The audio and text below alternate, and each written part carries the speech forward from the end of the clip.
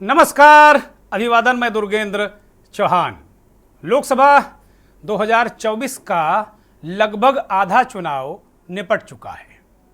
तीसरे चरण के 93 सीटों पर आज वोटिंग संपन्न हो गई। इसमें 10 सीटें उत्तर प्रदेश की वो सीटें हैं जिसे यादव लैंड कहा जा सकता है और यहाँ यादव परिवार के 3 बड़े नेता इन 7 सीटों में चुनाव मैदान में हैं।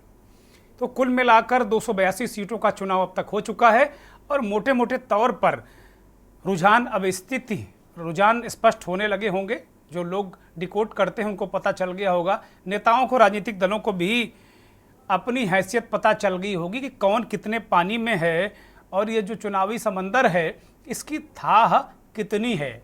वैसे समंदर की थाह लेना बहुत मुश्किल होता है। अगर मुद्दों की बात करें तो पहले चरण में जाति जनगणना, ओबीसी, रोजगार, परिवारवाद मुद्दा बनाने की कोशिश हुई। प्रधानमंत्री की तरफ से भी आरक्षण पर सफाई दी गई और बहुत सारी बातें हुई। फिर दूसरे चरण में प्रधानमंत्री ने ताबड़तोड़ बैटिंग की और बीजेपी ने मंगलसूत्र, विरासत, इस सब तरीके से ये मुद्दे बनाने की कोशिश की। और तीसरा चरण आते आते आज राम मंदिर को एक बार फिर केंद्र बिंदु में लाने की कोशिश की गई। प्रमोद कृष्णम के उस बयान के बाद कि राहुल गांधी अगर उनकी सरकार आई तो अपने पिता की तरह जो शाहबानो प्रकरण था, शाहबानो प्रकरण की तरह है, वो इस फैसले को बहुमत से पलट देंगे, सुप्रीम कोर्ट के जो फैसले को। इस तरीके की बातें भी हुई। राम गोपाल यादव ने मंदिर की वास्तु पर आज मतगणना के दौरान सवाल उठाया। जो समाजवादी पार्टी के राष्ट्रीय महासचिव यादव परिवार से ताल्लुक़ रखते हैं, उसके बाद योगी आदित्यनाथ ने उन्हें हिंदू विरोधी ठहरा दिया। कहा हिंदू विरोधी हैं, राम विरोधी हैं। और लालू प्रसाद यादव, विपक्षी राजनीति में बहुत बड़ा कद हासिल करने वाले लालू प्रसाद यादव, जो एक तरीके से ओबीसी, सामाजिक न्याय के सबसे बड़े चेहरे हैं इस देश में, वो जब वोट डालने गए और पत्रकारों ने उनसे पूछा आरक्षण का सवाल, तो उनके मुंह से निकल गया कि हाँ, मुसलमानों को भी आरक्षण मिलना चाहिए। फिर क्या था, प्रधानमंत्री ने बाकायदे अपनी चुनावी सभाओं में लालू के इस बयान को सजाकर प्रस्तुत किया और खूब तालियां बटोरी। हालांकि 1 घंटे बाद लालू को एहसास हुआ कि ये क्या बोल गए हैं, तो उन्होंने कहा ये तो सामाजिक स्थितियों पर निर्भर करता है कि किसको आरक्षण मिलेगा, किसको नहीं। लेकिन बीजेपी ये मुद्दा ले उड़ी और वो लगातार इस बात की कोशिश में है, ये नीचे तक के ओबीसी मतदाताओं, दलितों को ये जताने की कोशिश प्रधानमंत्री और उनकी टीम कर रही है कि कांग्रेस पार्टी और राहुल गांधी, लालू के बजाय कांग्रेस पार्टी और राहुल गांधी पर ज़्यादा हमला प्रधानमंत्री ने किया और कहा कि ये लोग पाकिस्तान से मिले हुए हैं, पाकिस्तान के इशारे पर ये काम कर रहे हैं, मुस्लिम तुष्टीकरण कर रहे हैं, दलितों, ओबीसी का आरक्षण छीन कर ये मुसलमानों को दे देंगे। तो इस तरीके से बातें हुई। वोट जिहाद का भी मुद्दा उठाया। फरकाबाद में सलमान खुर्शीद जो केंद्रीय मंत्री हैं, उनके एक रिश्तेदार ने वोट जिहाद का बयान दिया था, उसे भी प्रधानमंत्री और उनके साथी ले उड़े। तो कुल मिलाकर ये दृश्य हर चरण में मुद्दे बदल रहे हैं, टोन बदल रही है, जबान बदल रही है, लेकिन जमीनी स्थिति क्या है? क्या जमीनी हवा भी बदल रही है? मंथन में आज मेरा यही सवाल कि तीसरे चरण में क्या जमीनी मुद्दों पर वोट पड़े हैं? क्या तीसरे चरण आते आते क्या जमीनी मुद्दों पर ये लड़ाई आकर टिकी है? यही सवाल।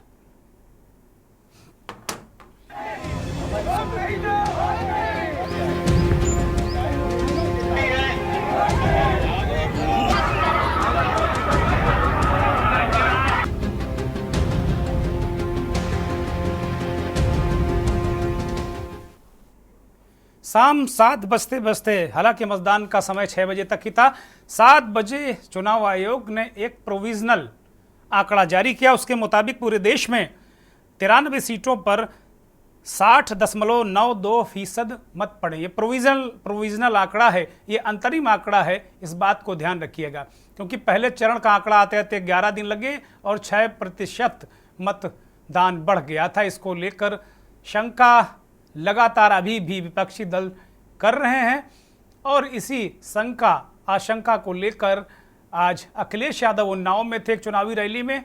उन्होंने यहां तक ऐलान कर डाला कि अपने वोटों की रक्षा करोगे कि नहीं करोगे, ठीक उसी तरह जैसे प्रधानमंत्री जी हामी भरवाते हैं, उन्होंने कहा कि अपने वोटों की रक्षा करोगे कि नहीं करोगे, अपने बूथों की रक्षा करोगे कि नहीं करोगे, ईवीएम मशीन की पहरेदारी करोगे कि नहीं करोगे। ये भी मुद्दा हो रहा है। इसी तरह उत्तर प्रदेश में जो प्रोविजनल आंकड़ा आया है वो 57.03% है। अलग अलग राज्यों के अलग अलग आंकड़े, हम सहयोगियों से कहेंगे कि नीचे जो ताज़ा आंकड़े आए हैं वो चलाए जाएं ताकि दर्शक उसको देखें और समझें कि कहाँ क्या है। लेकिन विशेषज्ञ इस बात को कह रहे हैं, विश्लेषक इस बात को कह रहे हैं कि ये जो आंकड़ा आया है इस पर किसी प्रकार की टिप्पणी या किसी निष्कर्ष पर पहुंचना ठीक नहीं होगा, क्योंकि यह आंकड़ा बदलेगा। इसमें कल दोपहर लग सकता है, कल शाम भी लग सकती, परसों सुबह भी लग सकता है इस फाइनल आंकड़ा आने में। तो अभी इसके लिहाज से कोई बातचीत मुझे लगता ठीक नहीं होगी करनी। बहुत सारी बातें हैं, तरह तरीके से बयानबाजी हुई है, तरह तरीके से चीज़ें हुई हैं। लालू के बयान पर प्रधानमंत्री ने बहुत सारी बातें कही हैं। इसके अलावा जो अहम बात इस तीसरे चरण में देखने को मिली है वो जो उत्तर प्रदेश की 10 सीटें हैं और ख़ास तौर पर मैनपुरी जहां अखिलेश यादव की पत्नी डिंपल यादव चुनाव लड़ रही हैं, फिरोजाबाद जहां रामगोपाल के बेटे अक्षय यादव चुनाव लड़ रहे हैं, बदायूं जहां शिवपाल यादव के बेटे आदित्य यादव चुनाव लड़ रहे हैं। इन तीनों क्षेत्रों में इस तरह की शिकायत अखिलेश यादव ने की, डिंपल यादव ने की, शिवपाल यादव ने प्रेस कॉन्फ्रेंस की, रामगोपाल ने भी शिकायत की कि यहां सरकारी मशीनरी, पुलिस का तंत्र भाजपा के लिए चुनाव लड़ रहा है। आरोप लगाया कि मतदाता पर्चियां छीनी जा रही हैं, वर्ग विशेष के मतदाताओं को डरा धमका कर धक्के मार कर निकाला जा रहा है। संभल के जो समाजवादी पार्टी के प्रत्याशी हैं, मरहूम बर्क साहब के पोते, उनको तो धकिया कर पुलिस ने दौड़ा दिया, लठिया दिया। उन्होंने शिकायत की कि हमारे खासतौर पर मुसलमानों के वोट नहीं पड़ने दिए जा रहे हैं। इस तरीके की शिकायत की गई। डिंपल यादव ने भी यही शिकायत की। डिंपल यादव ने कहा कि उनके परिवार के लोग जो प्रत्याशी हैं जयवीर सिंह, वो लगातार गुंडाई कर रहे हैं, पुलिस नहीं सुन रही। करहल में तमाम बूथ एजेंटों को भगा दिया गया समाजवादी पार्टी के।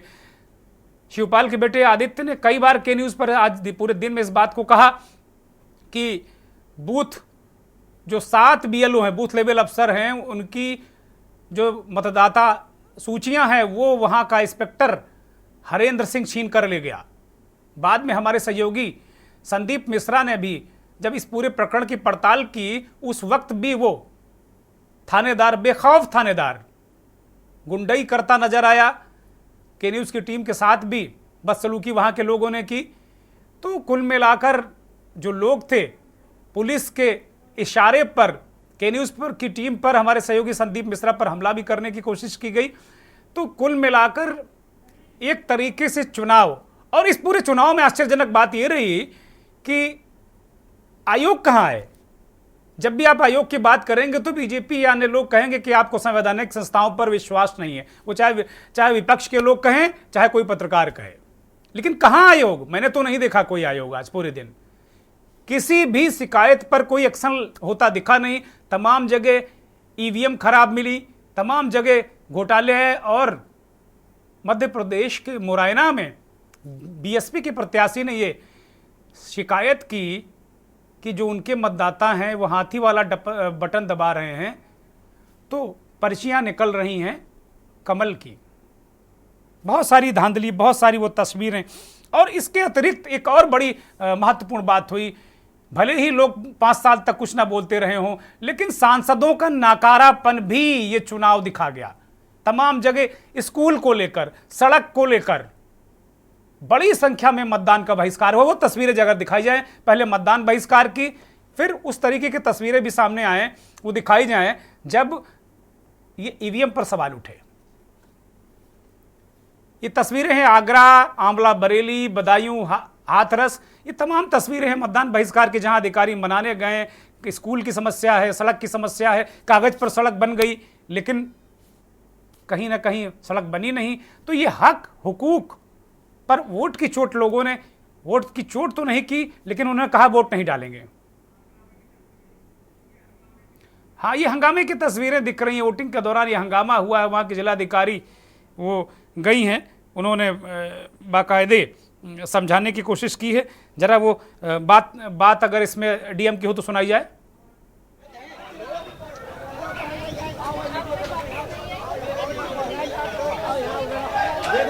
ये चौकी इंचार्ज, ये चौकी सर है, ये जो है अमन पर खलल डाल रहा है। कि संभल में जियाउर रहमान समाजवादी पार्टी के प्रत्याशी हैं, उनके साथ बदसलूकी हुई, धक्केबाजी हुई।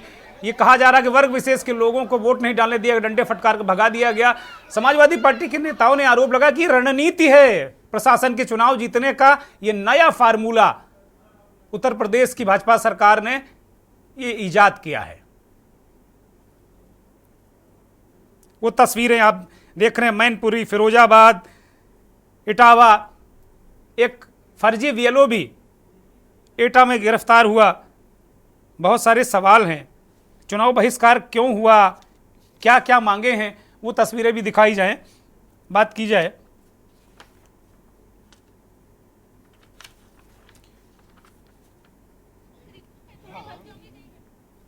वो दृश्य भी हम दर्शकों को अपने दिखाना चाहेंगे जब मुरैना के प्रत्याशी ने ये शिकायत की।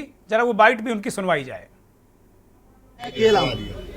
वो दोनों प्रचार कब चलेगा मुझे नहीं मालूम। अब आप वोट डाल रहे हैं, वो तो अब 10 जगह तो मेरे फोन आ रहे हैं कि हाथी का बटन दबा रहे हैं और कमल का फूल का निकल रहा है, जो है वहाँ पर्ची निकल रही है। तो जो है यहाँ से अपना नोटिस दे के जाऊंगा और मैं तो सुप्रीम कोर्ट तक इस केस को ले जाऊंगा। वो कह रहे हैं कि सुप्रीम कोर्ट तक मैं जाऊंगा। रमेश चंद्र गर्ग बसपा के प्रत्याशी हैं, वो कह रहे हैं कि भाई मुरैना में हाथी पर वोट और पर्ची बीजेपी की निकल रही, कैसे काम चलेगा। हालांकि अभी सुप्रीम कोर्ट ने एक निर्णय दे दिया कि भाई आप लोग हल्ला मत मचाओ, ईवीएम बहुत पाक पवित्र और सुरक्षित है, आप चिंता मत करो। लालू के बयान पर जो आरक्षण को लेकर उस पर हंगामा मचा, प्रधानमंत्री ने क्या कहा, पहले लालू को सुनिए, फिर प्रधानमंत्री ने क्या रिएक्ट किया, और फिर पवन खेड़ा ने शाम को प्रेस कॉन्फ्रेंस की। कांग्रेस पार्टी के राष्ट्रीय प्रवक्ता हैं, वो कह रहे हैं कि ना नेता है ना नैरेटिव है आपके पास, और अब तो प्रवक्ता भी आप लोग उधार पर लेने लगे हैं। साथियों, कांग्रेस तो चुप है, लेकिन आज इनके एक बड़े साथी ने इंडी गठबंधन के इरादों पर मुहर लगा दी। उनके एक नेता जो चारा खाने के कारण जेल में है, जो पशुओं का चारा खा गए, और अदालत ने जिनको सजा दी है, अदालत ने उनको सजा दी है, सुप्रीम कोर्ट तक सबने मान्य किया कि इन्होंने भ्रष्टाचार किया है। ऐसे उनके सागरित और इनकी बेशर्मी देखो। वो अभी जमानत पे आए हैं बाहर तबीयत के कारण, जेल में कैद थे, कैदी है, गुनहगार है, और अदालत ने उनको गुनहगार बना दिया है जी। अरे आपके गांव में भी अगर कोई 6 महीने जेल सजा काट करके आए ना, तो गांव वाले भी दूर रहते हैं, बेटी का व्यवहार करने से दूर रहते हैं। भाजपा को संविधान मंडल कमीशन हमने लागू किया था ना। मंडल कमीशन में सैकड़ों जातियां हैं जो सामाजिक आधार है, धर्म आधार नहीं है, सामाजिक आधार है।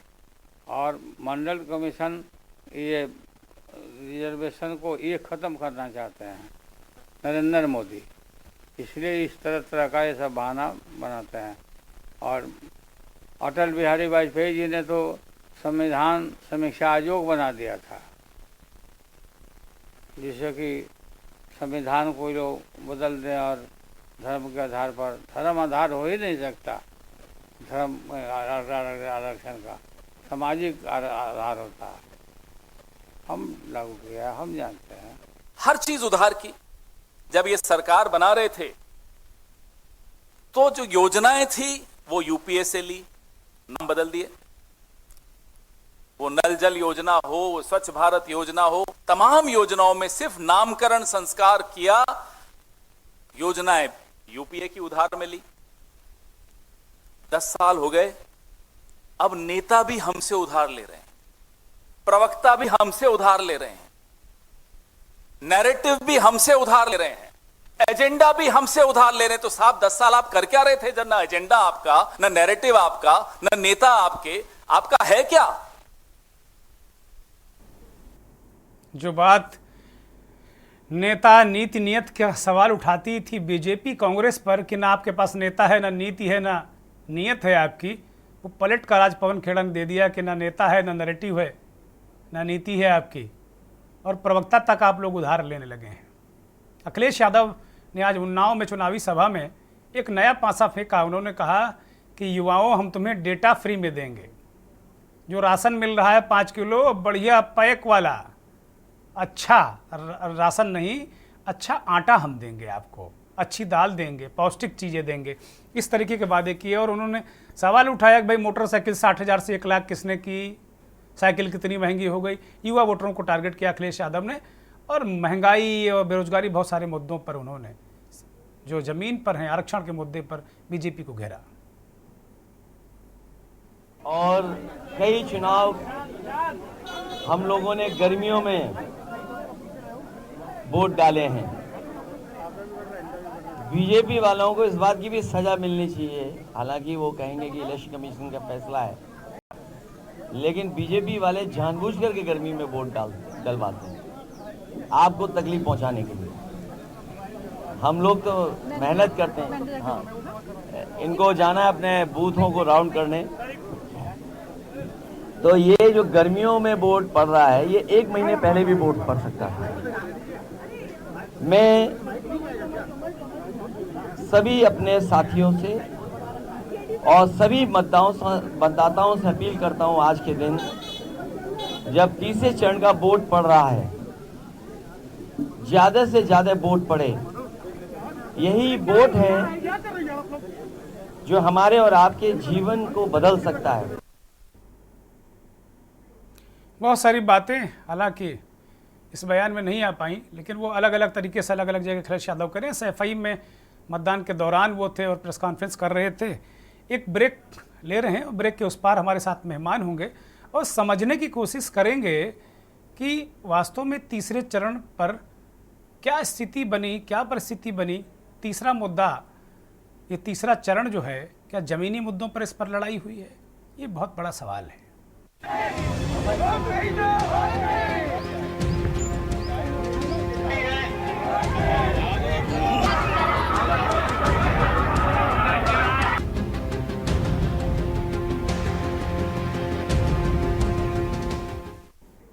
तो मंथन में ही सवाल कि तीसरा चरण पूरा हो गया है, क्या ज़मीनी मुद्दों पर लड़ाई हुई है, और अब एक तरीके से आधा चुनाव निपट गया है, लगभग 282 सीटों का चुनाव हो गया है।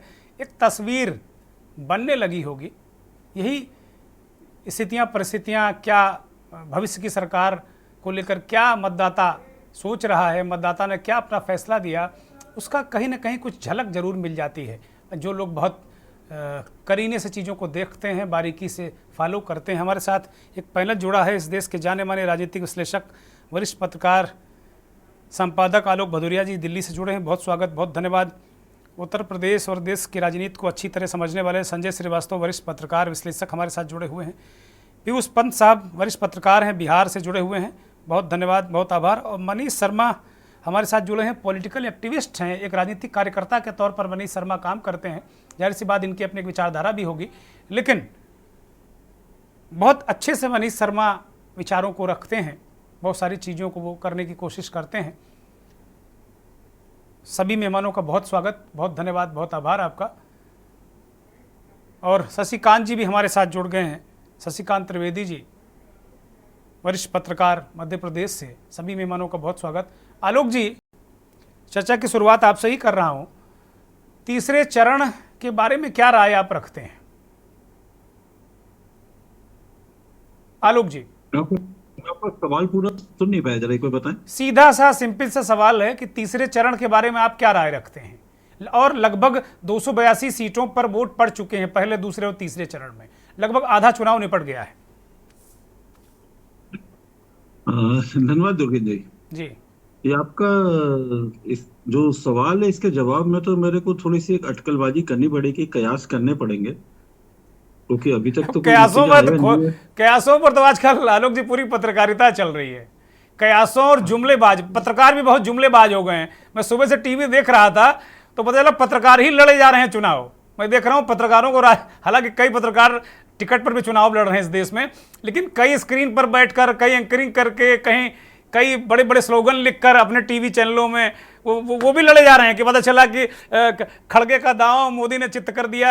इस तरह बहुत सारी हम देख रहे हैं सुबह से कि सब इस तरीके की तस्वीरें चल रही हैं। आलोक जी, दरअसल कुछ पत्रकारों की इच्छा, मतलब एक मन में एक इच्छा रहती है कि कहीं उनको भी मिल ना जाए राज्यसभा में या लोकसभा का रह नहीं जाए। जब एक संविधान के सबसे बड़े संरक्षक जब चले जाते हैं वहां पे पद छोड़कर, तो उसके बाद बेचारे बाकी पत्रकारों का क्या किया जाए। अभी देखा कि कुछ राज्यसभा में भी चले गए टीएमसी से जी। तो खैर छोड़िए, वो तो खैर पत्रकारों का तो अपना काम है, कुछ इसमें निष्पक्ष हो सकते हैं, कुछ बायस हो सकते हैं। काम नहीं कर रहे हैं आलोक जी, इसीलिए तो मुझे कहना पड़ा। नहीं, मेरे जैसे अदने व्यक्ति को ये कहने की हैसियत कहाँ मेरी, मैं तो बहुत छोटा सा कारिंदा टाइप पत्रकार हूँ।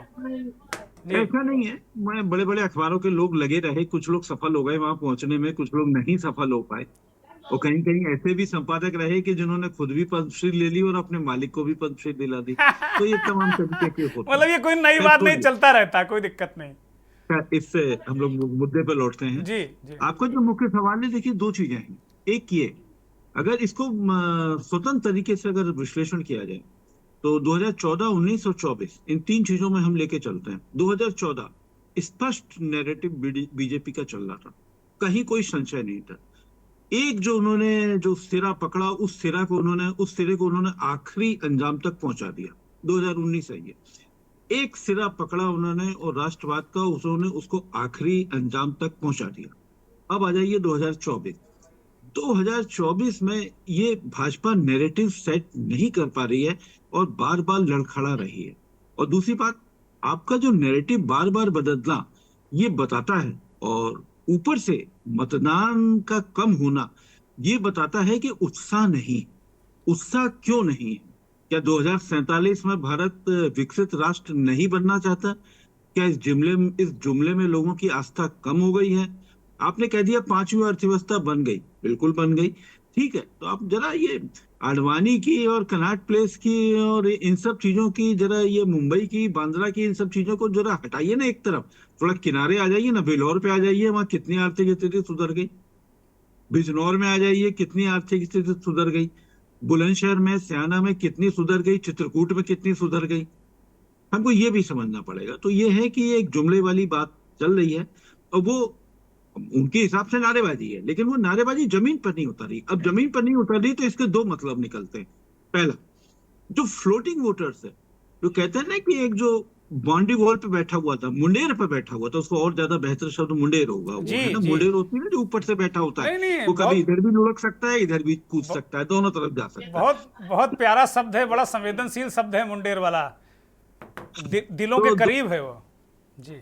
2019 में आपका, 2014 में जो मुंडेर पर बैठा हुआ था ना, जो न्यूट्रल वोटर था, जो फ्लोटिंग वोटर्स था, वो पूरी तरह एक तरफ। इस बार ऐसा नहीं होने का, वो बिल्कुल चुपचाप, वो कूद ही नहीं रहा, वहां पर चुपचाप बैठा है या वापस अपने घरों में चला गया है। ये स्थिति बहुत ही एक चिंताजनक है। और दूसरा, इसमें दो चीजों का एक जो समावेश हो रहा है, जो तड़का लग रहा है, उसको तड़का ही कहूंगा। तड़का इसलिए कहूंगा कि थोड़ा सा उसमें एक बेचैनी भी आती है ना, स्वाद भी आता है, बेचैनी भी आती है। तो वो इस बात क्या हो रहा है कि बीजेपी और संघ का जो कार्यकर्ता जो एक उत्साह में रहता है, जो हमेशा चुनाव से पहले जो एक माहौल बना देता है, इस बार ऐसा माहौल मुझे जमीन पर नहीं दिखाई दे रहा है। वो उत्साह नहीं दे रहा है। अब चलो वोट करने चलते, अरे राव, अरे चाचा, अरे ताऊ, आओ चलो यार वोट देने चलते हैं। ये माहौल, ये भाषा, ये बॉडी लैंग्वेज, ये नहीं दिख रही है। अगर ये नहीं दिख रही है तो इसका क्या मतलब है? अब इसका मतलब हम ये देखना पड़ेगा, तो सामने देखना पड़ेगा कि सामने जो तराजू में जो मुद्दे चलाए गए हैं, वो तराजू का पल्ला भारी तो नहीं हो रहा है। पहला बड़ा मुद्दा जो तराजू पर रख दिया गया, वो आ गया संविधान बदलना। वो 400 सीट का नारा और 370 का जो एक ऐसा नारा है, ये भारतीय जनता पार्टी की गले की फांस बन गया है। और इसमें जो ये नैरेटिव जो विपक्ष ने जो खड़ा कर दिया कि ये संविधान बदलना चाहते हैं, ये आरक्षण बदलना चाहते हैं, मैं आपको बता दूं, वीपी सिंह भी जीत गए थे चुनाव बोफोर्स पर, वो साबित थोड़ी हुआ था। जी बात नैरेटिव की है, और नैरेटिव कितनी मजबूती के साथ में खड़ा किया जाता है, और वो नैरेटिव इस बार ये खड़ा हो गया है। एक पहला ये, और दूसरा ये जो अग्निवीर जो 4 साल वाले थे वो थोड़े से एक निराश है, वो बहुत निराश है, किसी को समझ में नहीं आ रहा। रूरल डिस्ट्रेस बहुत ज्यादा है, महंगाई की मार भी ग्रामीण क्षेत्रों में ज्यादा है। शहरों में तो कुछ दाएं बाएं करके, कुछ एक काम करके दूसरा काम करके, पार्ट टाइम काम करके कुछ दाएं बाएं कुछ इकट्ठा कर लेते हैं। ग्रामीण क्षेत्रों में ये स्थिति नहीं हो पा रही है, इसीलिए आपके दोपहिया वाहनों की बिक्री भी ग्रामीण क्षेत्रों में घटी है, काफी घटी है। दोपहिया वाहन यही बताते हैं कि आपके अर्थव्यवस्था का मिजाज क्या है, और आप जो 5वीं अर्थव्यवस्था में पहुंच गए हैं और तीसरी अर्थव्यवस्था का नारा दे रहे हैं, इसकी हकीकत कितनी आपकी पुख्ता जमीन पर आलोक खड़ी जी है, महंगे इस भी हो बात गए की पुष्टि हैं। करता है। अखिलेश यादव ने आज सवाल उठाया उन्नाव में कि भैया जो मोटरसाइकिल 55,000 की थी वो 1 लाख की हो गई। पॉलिटिकल पार्टी आपकी इस बात को पकड़ने लगी हैं अब। बिल्कुल सही है। तो ये जो इस तरीके की चीजें हैं, आप देखिए आपको कहीं नहीं मिल रहा है। खेती में किसी की, किसान की आय नहीं दुगनी, और खेती के अलावा जो दूसरे थे वो भी नहीं हो पा रहे। तीसरा एक बेरोजगारी, जो अग्निवीर के साथ में मैंने एक जोड़ा, तो उसके साथ में एक बेरोजगारी भी बड़ा प्रमुख ठीक है। ये मुद्दे विपक्ष ने नैरेटिव खड़ा कर दिया। जी। और इधर उत्साह की, जो मेरा मानना है कि चुनाव वो जीतता है जो अंदर से उत्साह होता है, जो पार्टी उत्साह से भरी होती है। अब एक ऐसा होता है कि थोड़ा समय पीछे लौटूंगा, उसके बाद मैं अपना फर्स्ट राउंड खत्म करता हूं। जी अब जिस तरीके से हाल फिलहाल जो पिछले दिसंबर वाले जो चुनाव में 2023 के आखिरी में जो चुनाव हुए थे, जिस तरीके से 3 लोगों को बनाकर मुख्यमंत्री बनाकर मास्टर स्ट्रोक डाला गया था, और उस मास्टर स्ट्रोक से बाकी लोग भी काफी हताश हुए थे। तो वो जो एक हताशा है कि आप अपने जी। पुराने लोगों को दरकिनार कर देंगे। जी। शिवराज चौहान जीता कर लाए थे, उसको आपने किनारे कर दिया। वसुंधरा राजे को लाए थे, आपने उसको किनारे कर दिया। और आज क्या स्थिति है? हरियाणा में आप किन को लेके आए? नायब सिंह सैनी को लेके आए। आज क्या हुआ वहां पर? 3 निर्दलीय विधायकों ने समर्थन वापस ले लिया, कांग्रेस को समर्थन दे दिया। ये आज की ताजा खबर है ये। तो सवाल ये है कि आपका जो एक आक्रोश है वो व्यापक आक्रोश ठीक है। और आप जिस तरीके से कर रहे हैं, जैसे आपने जो इंदौर में किया, जो सूरत में किया, जिस तरीके से आप बिठा जी। रहे हैं, जिस तरीके से चंडीगढ़ में एक आदमी आपका वो जिताने पर तुला हुआ है, ये जो माहौल जो ओवरऑल बन रहा है, और आपके ब्रजभूषण सिंह के बेटे को देना, इससे मेरे ख्याल से मिडिल क्लास भी थोड़ा सा एक निराश हो रहा ठीक है आलोक जी। और अगर ये निराशा अगर गहरी है तो मान कर चलेगा बीजेपी ढलान पे है। ठीक बात है, ठीक बात है। अभी तो 4 तारीख को ही पता चलेगा कौन ढलान पर है। संजय श्रीवास्तव की तरफ रुक करते हैं। संजय श्रीवास्तव, उत्तर प्रदेश की 10 सीटें, आज बहुत सारी खबरें आई। एक विजुअल अभी तस्वीर चल रही थी कि एक इंस्पेक्टर बदायूं में 7 बीएलओ की, जो बीएलओ होते हैं उनकी वोटर लिस्ट ही छीन ले गया और वो वोट ही नहीं पढ़ पाया। शिवपाल यादव उनके बेटे चीखते चिल्लाते रहे और के न्यूज़ के संवाददाता से भी एक तरीके से उसने मुजामत की। आप वो तस्वीरें जरा हमारे साथी आपको दिखा भी रहे हैं, आप देख भी रहे हैं, जरा दोबारा वो तस्वीरें दिखाई जाएं। इसी तरह मैनपुरी, फिरोजाबाद, ये तस्वीरें हैं वो जो विंडो में चल रही हैं। वो सवाल पूछ रहा है कि भाई आप कौन होते हो बीएलओ से छीनने वाले, तो वो धक्का मुक्की हमारे रिपोर्टर से भी करता नजर आ रहा है बेखौफ। इस पर सीधे सवाल उठाए गए। जो यादव लैंड जिसे कहा जाता है, उत्तर प्रदेश के 10 सीटों पर क्या आपके पास खबर है संजय जी? क्या आप समझ रहे हैं इसको लेकर? बिल्कुल दुर्गेंद्र जी, जो आपने कहा, और मेरी आवाज आ रही है? हाँ, दर्शक सुन रहे हैं, बोलिए धड़ल्ले से। बिल्कुल जी। मैं कह रहा हूं कि अभी आपने जो तीसरे चरण को लेके आदरणीय आलोक जी से सवाल किया, और उन्होंने जिस परिप्रेक्ष्य में 1, 2, 3, 4, 5 करके कई बिंदुओं पे चर्चा की, मैं उसी को इस जो उत्तर प्रदेश की 10 सीटों पर और कुल मिला के जो 93 सीटों पे आज चुनाव हुए हैं, उसको लेके मैं इतना कहना चाहूंगा कि बीजेपी का जो संगठन है, जिसमें वो दावा करते थे कि पन्ना प्रमुख पन्ने पन्ने पर व्याप्त है, पन्ने पन्ने पर फैला हुआ है, वो डलवाने का काम कर रहा है, वो सब बिखर गया है इस 2024 के चुनाव में।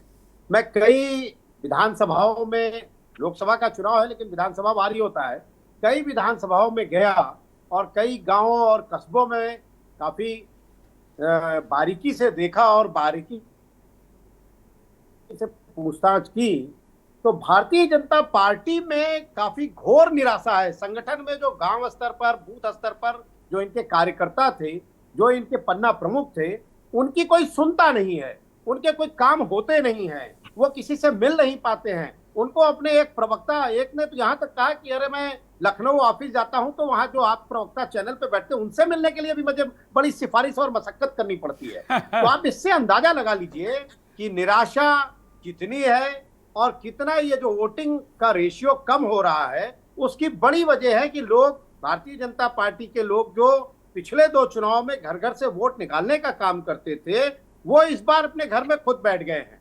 तो जब वो घर में खुद बैठ गए तो उनके वोटर भी नहीं जा रहे हैं। और जो आलोक जी ने कहा कि तमाम सारे बिंदुओं पर, मैं उसमें बहुत विस्तार में नहीं जाऊंगा क्योंकि उन्होंने बहुत विस्तार से सारी चीजें कही हैं, चाहे आर्थिक रूप से कहा है। 2-3 चीजें मैं जोड़ दूं कि उन्होंने कहा कि 5वीं अर्थव्यवस्था आप बना रहे हैं और 80 करोड़ लोगों को आप फ्री का राशन देते हैं, 5 किलो तो उनको खाने को होता है। तो भाई ये समझा दें बीजेपी वाले कि 80 करोड़ लोग भुखमरे हैं जिनको आप राशन दे रहे हैं, या फिर वो 5वीं और तीसरी अर्थव्यवस्था में बढ़ते हुए लोग हैं, कदम ताल कर रहे हैं, जिनको आपको राशन देना पड़ रहा है, इसलिए आप ऐसा कर रहे हैं। तो तमाम ऐसी चीजें हैं जिनके उत्तर का प्रत्युत्तर बीजेपी के पास नहीं है। लेकिन अगर आप उनसे बात करिए तो उनसे बात क्या करना है, उनसे बात करने का मतलब है कि अपना दीदा खोना है, और वो बात सुनते नहीं है। तो ये सब सारे जो बिंदु हैं, उसी वजह से ये जो चीजें सामने आ रही हैं कि वोट नहीं डालने देना है, भाई मुसलमानों को वोट मत डालने दो, उनकी बेल्ट में पुलिस और प्रशासन का सहयोग लो। चुनाव आयोग, आप ही ने आपके मुखार बिंदु से आया कि चुनाव आयोग कहीं दिख नहीं रहा है, चुनाव आयोग दिख रहा है भाई। हमें तो नहीं दिखा संजय जी, आपको कहीं मिले तो मुझे बताइएगा, मुझे नहीं दिखा। भाषण दे रहा है, उसमें कोई अपशब्द है तो उसके खिलाफ नोटिस होगा, उसके खिलाफ कार्रवाई होगी। भारतीय जनता पार्टी के लोग चाहे जिस तरीके की भाषा इस्तेमाल करें, चाहे जिस शैली में वो रोड शो करें या अपना भाषण करें, उससे कोई मतलब नहीं है। चुनाव आयोग बिल्कुल सोता हुआ दिखाई दे रहा है, या यूं कह लीजिए कि सत्ता के इशारे पर नाचता हुआ चुनाव आयोग चुनाव को संपन्न करा रहा है। और आपको एक मजे की बात करा दूं, चुनाव आयोग से याद आया कि मैं भी लखनऊ के चुनाव आयोग जो कार्यालय है वहां आता जाता रहता हूं, मेरे बड़े अच्छे मित्र हैं जो वहां पे बड़े बड़े अधिकारी हैं। एक ने यहां तक कहा कि 31 जनवरी तक जो 18 साल के मतदाता पूरे हो रहे थे और उनको फरवरी मार्च में 31 मार्च तक मतदाता बना लेना था, आपको ताज्जुब होगा यहाँ बैठे हुए के न्यूज के दर्शकों को, सिर्फ 34% ऑन रिकॉर्ड है ये, देखिएगा 34% लोगों को ये नए 18 साल पूरे होने वाले मतदाता बना पाए। तो उसके पीछे की वजह जानने की कोशिश की मैंने, तो पता चला कि भाई ये जो अग्निवीर योजना आई है, ये जो बेरोजगारी का आलम चल रहा है, 69,000 भर्ती नहीं हो पा रही है, मुकदमे सालों से अटके हैं, इन सबके पीछे 18 साल पूरे होने वाले लोगों का गुस्सा बहुत है।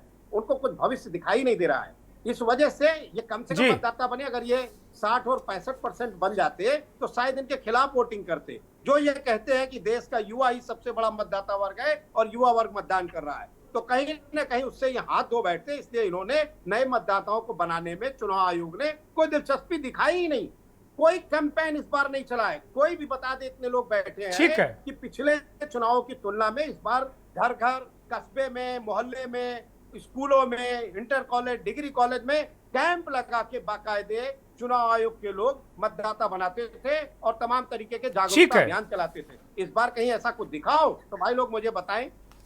ठीक है, मैं लौटूंगा संजय जी। पीयूष पंत जी को चर्चा में शामिल कर लेता हूं, जरा बिहार का हालचाल जान लेता हूं। पीयूष पंत जी, बिहार में क्या परिदृश्य आपको दिखा तीसरे चरण में?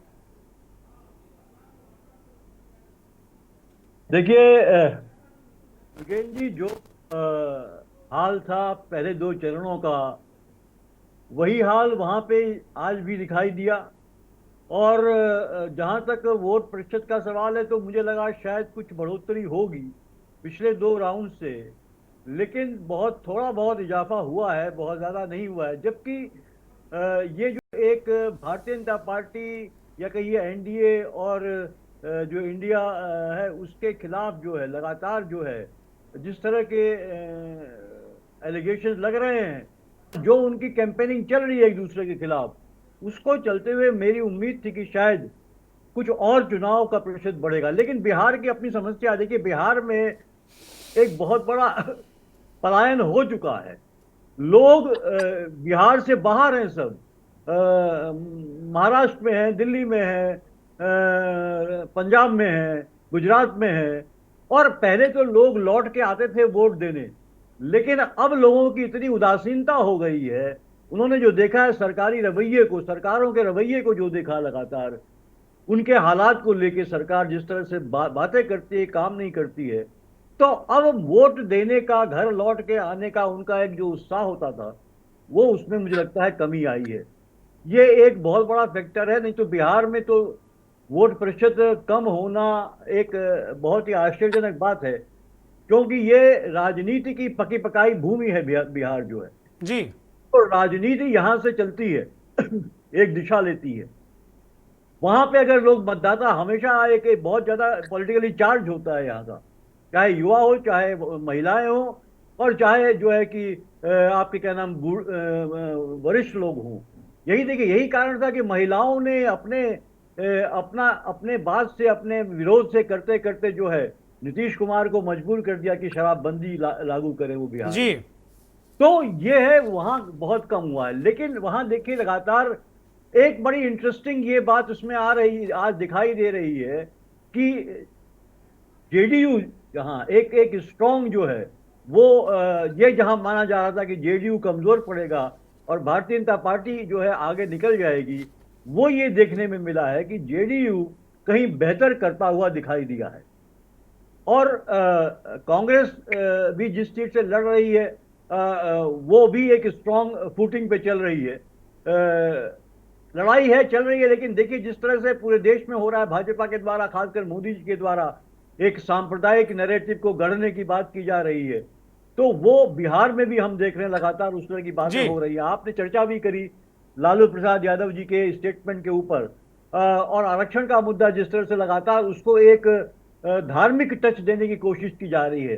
जबकि देखिए, अगर जो जातियां हैं वो भी हिंदू धर्म के अंदर ही है जिन जातियों को आरक्षण मिलता है, तो वो जाति सामाजिक, जो लालू जी ने कहा बात सही है, सामाजिक आधार पे मिलता है। और सामाजिक पिछड़ापन हिंदुओं में भी है, मुसलमानों में भी है, ईसाइयों में भी है, पारसियों में भी है, सिखों में भी है, सब में है। तो वो पिछड़ेपन के आधार पे ही दिया जाता है। चूंकि आप मुसलमान को टारगेट करते हैं, मुसलमान को आप अनटचेबल बना देते हैं, तो आप उसको जो है कि एक सामने लेके चले आते हैं। ठीक है। तो बिहार में भी देखिए वही मुद्दे चल रहे हैं, लेकिन मुझे लगता है कि जो इंडिया गठबंधन मजबूती से है, और आज जो है कि जेडीयू की सीटें थी ज्यादा, उसके हिसाब से जेडीयू ने भी जो है बेहतर किया, जाके हमें नहीं, एक छोटा सा जवाब दीजिए पीयूष जी। अगर जेडीयू बेहतर कर रहा है तो इसका मतलब फिर आरजेडी और कांग्रेस, इनका गठबंधन कहीं पिछड़ रहा है क्या? हाँ, पिछड़ रहा है, कुछ सीटों में पिछड़ रहा है। ये बात बड़ी सरप्राइजिंग आज के जो सामने आई है कि जेडीयू जो है कम से कम 2-3 सीटों में जो है वो बेहतर तरीके से उसने ये लड़ाई लड़ी है। मुझे लगता है जिस तरह से जो है कि नीतीश कुमार जो है वो लगातार निकले भी हैं, और वो जो है लोगों के बीच में भी गए हैं, उसके बाद उसका कहीं न कहीं फर्क पड़ा है। क्योंकि ये लग रहा था कि भारतीय जनता पार्टी जेडीयू को खत्म कर देगी, लेकिन जेडीयू का इस संकट ये भी था, उसके अस्तित्व का संकट था, और मुझे लगता है वो कोशिश की है नीतीश कुमार ने। और आज की जो वोटिंग हुई है उसमें ये ऐसा कुछ ट्रेंड दिखाई दे रहा है कि जेडीयू एक मजबूती के साथ लड़ी है आज। ठीक है, ठीक है। शशिकांत जी, आप इस तीसरे चरण पर क्या राय रखते हैं?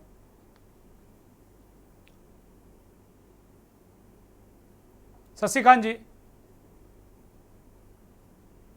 अनम्यूट करिए कृपया। हाँ जी, आपके अभी आ रही आवाज आ रही है आपको? हाँ, बोलिए बोलिए कृपया।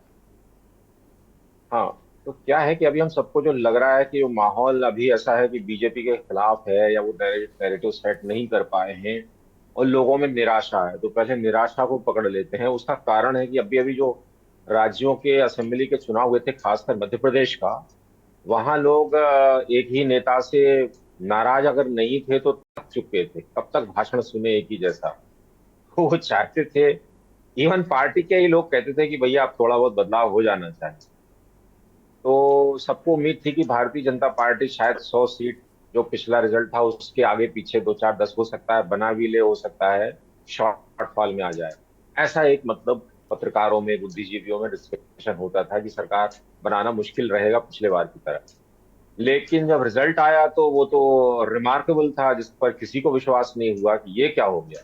मतलब 63 पर लगभग 63 सीट्स एक्स्ट्रा आई, यानी 60% गेन है, और टोटल का लिया जाए तो करीब 25 से 26% गेन है की कोई पार्टी कर रही है, और माहौल सबको मालूम है कि नहीं इनके खिलाफ जाना है। तो अब लोगों में उसको लेकर के ये हो गया है, इवन पार्टी कार्यकर्ताओं में, कि 100 घर में आए वो कांग्रेस कुछ नहीं करेगी। आपको मैं उदाहरण शायद पिछली बार भी मैंने दिया था, मेरे एक पत्रकार मित्र हैं, काफी सीनियर हैं और वो बहुत दिनों से, करीब 25 साल से पत्रकारिता कर रहे हैं। वो ये कह रहे थे, हम दोनों ही चर्चा कर रहे थे कि कांग्रेस के जो भोपाल में कैंडिडेट है उनको तुम जानते हो क्या? मैंने कहा मैं तो नहीं जानता। बोले तुम जानते हो? मैं भी नहीं जानता। बोले और मैंने 10 पत्रकारों से पूछा, उन्होंने कहा नहीं हम नहीं जानते उनको, ये है कौन। तो जिन्हें सीनियर जर्नलिस्ट नहीं जानते, चलिए मैं इग्नोरेंट हो सकता हूँ, 10 लोग इग्नोरेंट नहीं हो सकते। तो जब कांग्रेस इस तरह के सिलेक्शन करेगी और आधी सीटों पर लड़ेगी, पूरा एग्जाम के पूरे पर्चे नहीं देगी, तो लोगों में पहले ही सब में, मतलब फिर तो बीजेपी का जो कार्यकर्ता है उसमें भले उत्साह है कि नहीं, हो सकता है वो सो गया, उसको मालूम है कि वो कांग्रेस का आदमी तो जाएगा नहीं, उसका एजेंट कोई चुनौती देगा नहीं जी, कोई बात सुनेगा नहीं, तो वो क्यों जाएगा गर्मी में जाकर के परेशान होगा। हमारी पार्टी तो जीत ही रही है। तो हो सकता है मैं गलत भी हूँ, लेकिन नहीं नहीं, आप ठीक कह रहे हैं। ये बहुत सारे लोग कह रहे हैं कि बीजेपी के बहुत सारे लोग, बड़े नेताओं को हमने कहते सुना कि भाई हम तो जीत ही रहे हैं, यथास्थिति है, मतदाता कोई चुपचाप नहीं, यथास्थिति वो आशीर्वाद दे चुका हमारे लिए। बीजेपी के नेता कह रहे हैं इस बात हमको को। दे चुका है, तो ऐसा कह करके अगर वो है तो मतलब ये जो निराशा नहीं है, इसको क्या कहना चाहिए, कुछ समझ में नहीं आ रहा है, इसके लिए कोई अप्रोप्रिएट वर्ड नहीं मिल रहा है। चलिए या तलाशेंगे ऐसा हम है लोग। कि ठीक है चल रहा है, हमें क्या नहीं। पर ये गंभीर चिंता की बात जो है, सीरियस नोट पर मैं बात कहना चाहूंगा कि नेताओं से, हमारे जो 545 सांसद हैं उनसे पब्लिक का सीधा सीधा डिस्कनेक्ट हुई। इसको डिस्कनेक्ट कैसे? हमें कोई मतलब नहीं, कोई बन जाए, क्या लेना देना है। हमारे काम मोहल्ले का दादा गुंडा या कोई रिश्वत लेने वाला या अपनी मेहनत से हाथ जोड़कर गिड़गिड़ाकर जैसे तैसे हम अपना काम करा लेंगे, सरकारें हमारे लिए कुछ नहीं करने वाली हैं। ये चिंताजनक बात है कि अब हमारा डेमोक्रेटिक सिस्टम जो चलेगा वो डिस्कनेक्ट से चलेगा। कितने दिन चल पाएगा वी डोंट नो। एक पहलू और मेरे को लगा, छोटे छोटे उदाहरणों से मैं पकड़ लेता हूँ कि बात क्या है, वो क्या रहा है। मैं चुनाव आयोग के कार्यालय में, जैसे पंत जी ने कहा वो जाते रहते हैं, हम भी जाते रहते हैं तो अभी वो चाय पानी नाश्ता खाना सबके लिए पूछते थे। मैंने कहा इस बार क्यों नहीं पूछ रहे, तो उन्होंने कहा कि भैया पैसे नहीं आ रहे, इस बार मना कर दिया गया है कि इस बार खर्च ज्यादा नहीं करना। तो अगर चुनाव कार्यालय के पास पैसे नहीं है तो पार्टियों के पास भी पैसे नहीं होंगे। पैसे का संकट भारत में है, कैश क्राइसिस है, ये भी एक बहुत बड़ा कारण होता है कि आपको तमाम ताम झाम नहीं दिखेगा। मतलब गरीबी से शादी ब्याह करना पड़ रहा है, समारोह अब हो नहीं रहा है। तो एक रीजन ये बहुत बड़ा है। ये दो मैंने ऐसा ऑब्जर्व किया अपनी तरफ से। ठीक बात है, ठीक बात है। नरेंद्र मोदी जी, इस तीसरे चरण को लेकर पूरे देश में जो चुनाव हुआ है, आप गुजरात में हैं, गुजरात की स्थिति परिस्थिति क्या आपको नजर आई? क्या मोदी जी खुद आ गए क्या? नहीं, नरेंद्र मोदी जी वरिष्ठ पत्रकार हैं।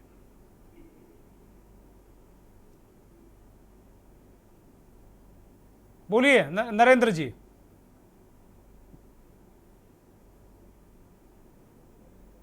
आ रही है, आवाज आ रही है? हाँ बोलिए कृपया। गुजरात की आज परिस्थिति थोड़ी वीक पड़ रही है। आज सवेरे से 7 बजे से 10 बजे तक लोगों ने भारी वोटिंग किया, लेकिन 10 बजे के बाद लोगों में काफी परिस्थिति अलग निकली। लोग गर्मी की वजह से बाहर निकल भी नहीं पाए और उसी की वजह से पोजीशन ऐसी हुई कि अगली बार 60% के ऊपर वोटिंग गई थी, इस बार 57% पर अटक के बैठी है जी। और अभी रात को 12 बजे तक जो पोजीशन आएगी वो मालूम पड़ जाएगी। लेकिन महिलाओं भी कोई खास कोई ज्यादा बाहर निकली नहीं और सबसे ज्यादा वोटिंग वलसाड़ के अंदर, बनासकांठा, साबरकांठा और भरूच जिला में हुई। वहां पर आदिवासी बेल्ट है और काफी लोग, उनको गर्मी की कोई अहमियत बहुत इतनी होती नहीं है। ट्राइबल इलाका है, उन लोगों को गर्मी के अंदर ही सब काम करना है, तो वो इलाकों में के अंदर उनकी जो वोटिंग परिस्थिति थी वो अच्छी रही। बाकी की जिलों में देखो तो परिस्थिति वीक पड़ रही है। जैसे अहमदाबाद में भी परिस्थिति 50 से 55% के बीच में हुई है। अहमदाबाद पूर्व, पश्चिम और गांधीनगर वाली सीट जो हॉट फेवरेट सीट है वो पिछले कई सालों से बीजेपी को देती रही है, इस बार भी देती रहेगी। लेकिन इस बार शायद ऐसा हो सकता है गुजरात के अंदर 1-2 सीट शायद कम हो सकती है। ये तो चौंकाने वाली बात आप बता रहे हैं। और जिन सीटों पर आपने कहा भयानक वोटिंग हुई है, उन लोगों ने गर्मी की परवाह नहीं की, उन्हीं उन्हीं सीटों पे संकट है जिन सीटों की आप बात कर रहे हैं। वहाँ क्षत्रियों की नाराजगी है और तमाम मुद्दे हैं, वहाँ स्थानीय मुद्दे हैं। तो वही बनासकांठा, ये सब पूरा इलाका जो आप बता रहे हैं नरेंद्र भाई, वो वही इलाका है पूरा जहां आप कह रहे हैं भयानक वोटिंग हुई। तो क्या लग रहा है हमारा सत्ता विरोधी लहर है क्या इन 4-5 सीटों में दिख रहा है आपको? वहीं पर देखो, जो बनासकांठा में जो ज्ञानीबेन है वो बहुत मजबूत धारा सभ्य के तौर पर पहले थी। आज संसद सभ्य के तौर पर उसने काफी अच्छी मेहनत किया है। और आज एक परिस्थिति ऐसी भी हुई है कि जो अलग अलग पार्टी के जरिए एक पुलिस के अलग अलग बोगस वोटिंग के जरिए उन्होंने पकड़ा भी है ज्ञानीबेन ने। और वो भी आज चुनाव कमिश्नर के सामने उन्होंने एक अर्जी भी दिया। लेकिन ऐसी कई बातों पर पोजीशन उसकी ऐसी बनी हुई है। भरूच में भी एक ऐसा हुआ है। भरूच में जो वसावा जी थे आपके अंदर, उन्होंने काफी मेहनत किया है और सवेरे से उनके इलाके में वोटिंग का फ्यूज है। दूसरी वलसाड़ में भी ऐसा है। वलसाड़ के अंदर राजकोट का जरा हाल बताइए परसोत्तम रुपाला का, जिनको पूरी तरह बीजेपी ने डिफेंड किया, उनके खिलाफ तमाम आंदोलन भी हुए, उनके क्या हाल चाल है परसोत्तम रुपाला के? राजकोट की सीट पर से वो जीत जाएगा, लेकिन उसको लीड, जो बड़ी लीड मिलती थी, वो मिलने का चांसेस कम रहेगा, क्योंकि पाटीदार लोग की पॉपुलेशन ज्यादा है और क्षत्रिय लोग कम है। इसीलिए सीट जीतने में कोई दिक्कत नहीं आएगी, लेकिन जो लीड मिलती है वो लीड कम हो जाएगी। तो आप ये मान रहे हैं कि गुजरात में 2-3-4 सीटें कम हो रही हैं क्या? क्योंकि पिछली बार तो क्लीन स्वीप था 2 बार से 14 और 19 में। चांसेस है 1-2 सीट कम होने का चांसेस है। ठीक और बात। सबसे देखने की जो 3 मंत्री, जो परसोत्तम रुपाला पहले अमरेली के थे, आज के डेट में भी रहने का तो उनका अमरेली का है। फिर आरोग्य मंत्री है मनसुख मांडविया जी, और दूसरा एक दिलीप संघानी जो 3 अमरेली का है। लेकिन आज अमरेली के अंदर 45% से ज्यादा वोटिंग नहीं हुआ। बाकी सेंटर में उनका 3 मंत्री थे और तीनों के 3 मजबूत थे, उसके बावजूद भी वहीं पर वोटिंग कम हुआ। कहीं ना कहीं नाराजगी है अमरेली डिस्ट्रिक्ट में, सौराष्ट्र के अंदर। ठीक बात है, ठीक बात है। मैं मनीष शर्मा को चर्चा में शामिल करता हूं, चूंकि बहुत देर से वो सुन रहे होंगे, तो अभी तक तो श्रोता के रूप में थे। मनीष शर्मा, इस तीसरे चरण को आप किस तरीके से विश्लेषित करेंगे?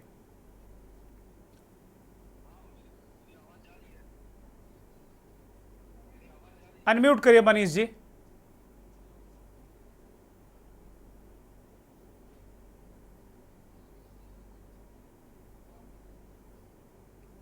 जी आवाज नहीं आ रही मनीष जी।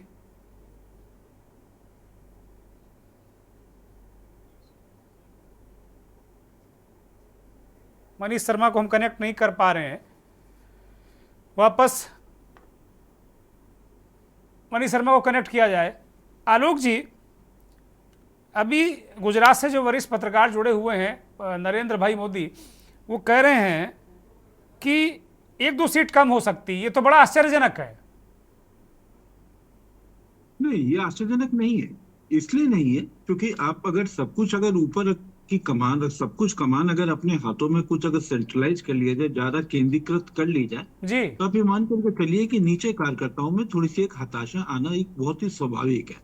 इसको आप ऐसे समझिए कि पता चला कि आपका जो एक एसएसपी है वो सारे फैसले ले रहा है कि चार्जशीट होगी नहीं होगी, गिरफ्तारी होगी नहीं होगी, तो बेचारा दरोगा क्या करेगा। तो वही हिसाब वहाँ पे छत्रपों का हो गया है, चाहे वो जिला स्तर के नेता हो चाहे वो प्रदेश स्तर और के ये नेता कह रहे हैं हो। कि मंत्री भी बहुत, उनके खिलाफ भी नाराजगी है। जीत भले जाए चुनाव, लेकिन तीनों मंत्री फंसे हुए हैं। दिक्कत सारी यही है कि जो लोगों में एक जो उत्साह जो टूट रहा है कार्यकर्ताओं में, पिछले 3-4 साल का अगर आप देखा जाए तो करीब 50 से 100 इन लोगों ने ऐसे उम्मीदवार लिए, विधानसभा से को मैं जोड़ के बता रहा हूँ, करीब इतने ऐसे उन्होंने उतार लिए हैं जिनको उन्होंने टिकट भी दिए। तो ऐसी स्थिति में जो पुराने जो कार्यकर्ता हैं उनमें थोड़ी सी एक हताशा, तो इसलिए अगर वो हार जाते हैं गुजरात का, वो सही कह रहे हैं, वो 1-2 सीट कह रहे हैं, मुझे लग रहा है कि इससे ज्यादा है, कम से कम 4 से 5 सीटों पर वहां पे एक बहुत कड़ा मुकाबला है। और वो कड़ा मुकाबला ऐसा होगा कि 4 तारीख को भी वो शाम के 7-8 बजे तक तय हो पाएगा कि कौन जीतेगा जी। ये आपके गुजरात की स्थिति, मतलब ऐसा भी नहीं कि 2 बजे तय हो जाएगा, 1 बजे तय हो जाएगा, ठीक है, रात के 7-8 बजे तक तय होगा। यही स्थिति आपकी राजस्थान में तो 8 से 9 सीटों का ये तय होगा रात के 9 बजे तक। तो इसलिए तमाम जो जिन सीटों पर भारतीय जनता पार्टी बहुत आसानी से जीत हासिल करी थी, वहां वो कड़े मुकाबले में फंसी हुई है। ठीक बात लेकिन है। हमको एक तथ्य नहीं भूलना चाहिए, मैं एक तथ्य और बोल के बात खत्म करता हूँ वो तथ्य नहीं भूलना चाहिए कि भारतीय जनता पार्टी पिछली बार तमाम सीटों पर भारी मार्जिन से जीती थी। अब अगर उस मार्जिन को आप 5% कम कर दीजिए, 8% कम कर दीजिए, 10% कम कर दीजिए, तो भी चुनाव में हार जीत तो एक ही वोट से होती है ना। तो इसलिए मैंने कहा कि ढलान पे है, सिंगल लार्जेस्ट पार्टी है ये तय, लेकिन बहुमत का आंकड़ा, जादुई आंकड़ा, उसके लिए भी अभी तक तो ख्वाब है तीसरे चरण के दौर तक। आलोक जी, आप तो खतरनाक टाइप का जो ऑब्जर्वेशन दे रहे हैं, विश्लेषण दे रहे हैं। मनीष जी, अगर मेरी आवाज आपको मिल रही हो तो आप अपना विश्लेषण रखिए। आवाज जा रही है क्या? हाँ, बोलिए बोलिए, कृपया बोलिए। हाँ, मैं दुर्गेन जी ये कह रहा था कि बेसिकली पिछली बार भी मैंने आपसे कहा था कि जो वोटिंग पैटर्न है 2 चरणों का, अगर तीसरे चरण में भी अगर वही पैटर्न रहेगा तो एक ट्रेंड सेट हो जाएगा पूरे चुनाव के लिए। और ये जो अभी आज की वोटिंग है वो तो लग रहा है कि उसी पैटर्न को के आसपास चीजें आगे बढ़ रही फॉलो कर रहे हैं। और इसका ये बहुत साफ मतलब है कि कोई इस तरह का इस बार के लोकसभा के चुनाव में कोई लहर जैसी कोई फैक्टर नहीं है, कोई मोदी फैक्टर नहीं है। ये चुनाव धीरे धीरे आम चुनाव में बदल गया है। और अगर मोदी के एंगल से अगर देखें इसको, भाजपा के एंगल से देखें, तो कोई केंद्रीय नैरेटिव नहीं रह गया है। और इसलिए लोकेलिटी जो स्थानीयता है वो बहुत तेजी से जगह जगह इलाके वाइज हावी हो रही है। अब इसी चुनाव में आप समझिए कि जो 93 सीटें हैं उसमें 80 से ज्यादा सीटें बीजेपी और एनडीए के पास हैं, जो पिछले 2019 का अगर उसको देखा जाए।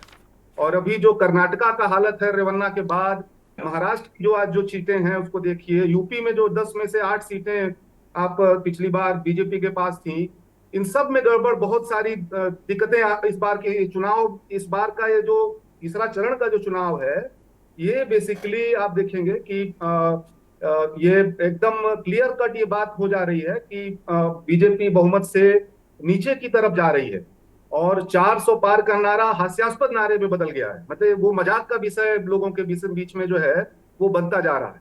तो मैं तो ये देख रहा हूं कि लेकिन मनीष शर्मा, मैं एक मेरे मन में एक सवाल आ रहा। आलोक जी ने कहा कि पिछले बार जो अंतर था बहुत भारी था, 5 लाख, 7 लाख, 4 लाख ऐसे लोग जीते थे। तो आप कह रहे हैं कि बहुमत के करीब पहुंचना मुश्किल हो जाएगा। इतना सारा जो अंतर है वोटों का, वो कैसे पटेगा मनीष शर्मा? उसकी भी तो कोई युक्ति बताइए। अगर कोई लहर जैसी बात ना हो, अगर कोई लहर जैसी, जैसे आप बालाकोट जैसा कोई राष्ट्रवादी माहौल ना हो, कोई इस तरह का राम मंदिर का कोई जो मसला बहुत अगर छोटा हो गया हो, हिंदुत्व के सारे पगला गए क्या जी, हिंदुत्व के जितने कोर वोटर हैं, कोर मुद्दे हैं, जब वो डाउन हो गए हों, तो जो पिछले दौर में जो चीजें वोट को बहुत बढ़ा देती थी, वही चीजें नकारात्मक भी हो सकती हैं। तो इस दौर में आप देखेंगे, जैसे आप देखिए, मैं उत्तर प्रदेश में देख रहा था, ये जो लाभार्थी समूह है जिसको बोला जा रहा था, ये अब सम्मानित शब्द नहीं रह गया है उत्तर प्रदेश के अंदर, मैं जो देख पा रहा हूं।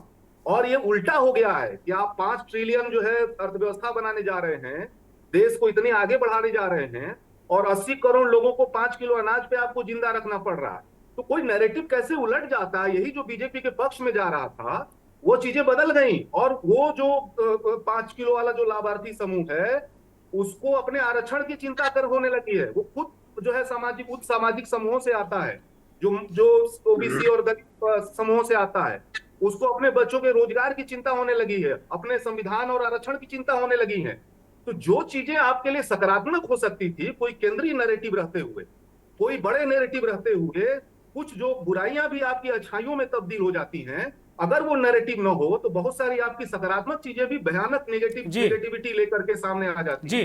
तो मैं तो इसको ऐसे ही देख पा रहा हूं कि ये चुनाव धीरे धीरे आम चुनाव में तब्दील हो गया है। और अगर विपक्ष की तरफ से अगर आप इसको देखें तो उनका नैरेटिव बन गया है। आप अगर इसको विपक्ष की नजर से आप देखेंगे तो मंडल जो है, कमंडल पे बहुत तेजी से हावी हो रहा है।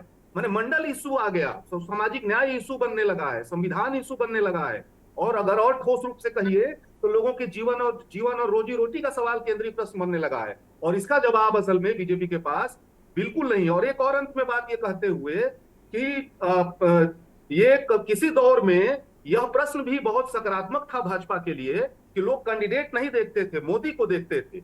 और ये बहुत बुरा होने जा रहा है बीजेपी के लिए कि लोग कैंडिडेट देखने लगे हैं मोदी फैक्टर न होने के चलते, और कैंडिडेट के बारे में बीजेपी ने कभी इस तरह से सोचा नहीं था।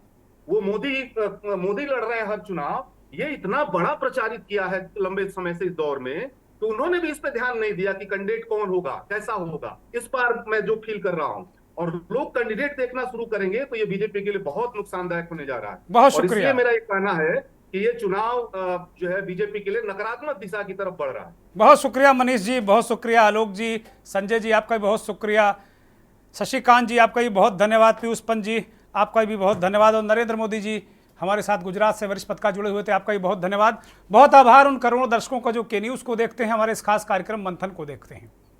चर्चा बड़ी दिलचस्प दौर में पहुंच गई थी, लेकिन वक्त के हम सब पाबंद हैं और वक्त के गुलाम भी, इसलिए अब इस चर्चा को यही विराम देने जा रहे हैं। बहुत बहुत धन्यवाद, नमस्कार।